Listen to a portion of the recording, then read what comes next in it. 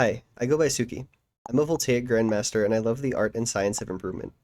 This is the first video in a new content loop for me where I intend on sharing my improvement methods, detailing my progress, and grinding various games I enjoy so I can grow and hopefully help you all grow.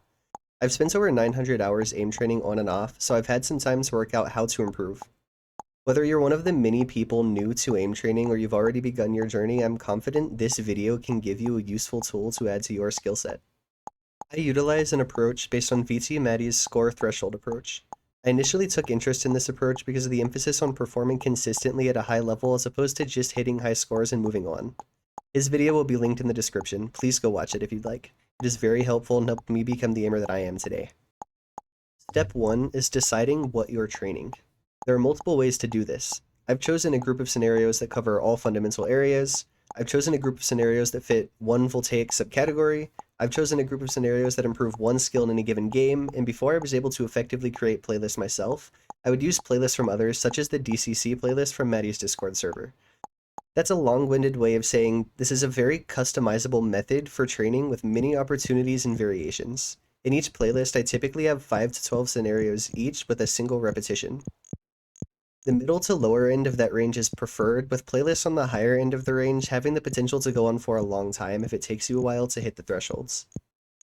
Next is step 2, which is pretty simple. We're just setting high scores. If there are any scenarios in your playlist that you do not have a high score on, play them a few times and set a high score. It's important for this method that you have a high score on everything that you're going to be training on. Step 3 is setting up the spreadsheet. I personally use Google Sheets, and in the description there will be a template for this so that you can copy it and just get started. On the first page of the sheet, list each scenario with your high score. Consider this your baseline. Repeat this on each page by copying and pasting, and then you can feel free to track any stats you wish.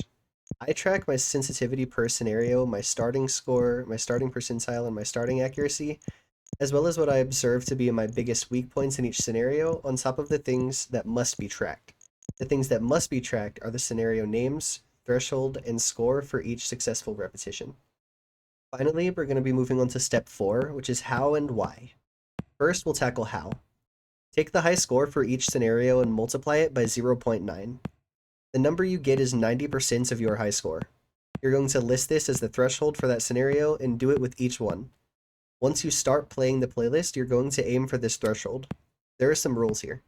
1. If you reach or exceed this threshold 3 times, you succeed. Then you mark each score down in your spreadsheet, and you consider it a success, and then you move to the next scenario. 2.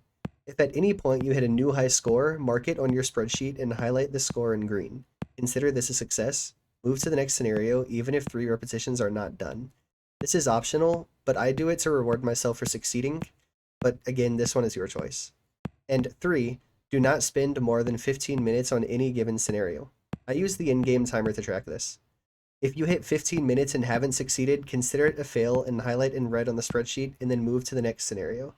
This is so that we don't get fatigued on a scenario we can't hit the threshold on before we can ever try any other scenario or practice any other scenario. That way we don't get locked in a loop of not reaching the bottom of our playlist. As for the why, Maddie does a good job of explaining in his video, and I touched on this briefly in the beginning. We train to increase our skill ceiling and therefore our performance ceiling, but the skill floor, and therefore our performance floor, is often neglected. By raising our floor, we can improve our consistency and not just our high points. That's what the score threshold approach seeks to accomplish. We can raise our floor while still raising our ceiling and neglect neither. It has been invaluable to me in my time aim training, and I think this method and this way of using it is going to be invaluable to you too. And that's it. Thank you for watching. Try it out. Let me know what you think. Leave me comments, suggestions, anything you're confused about, something I didn't explain well enough. And if you try this, let me know how it worked out for you.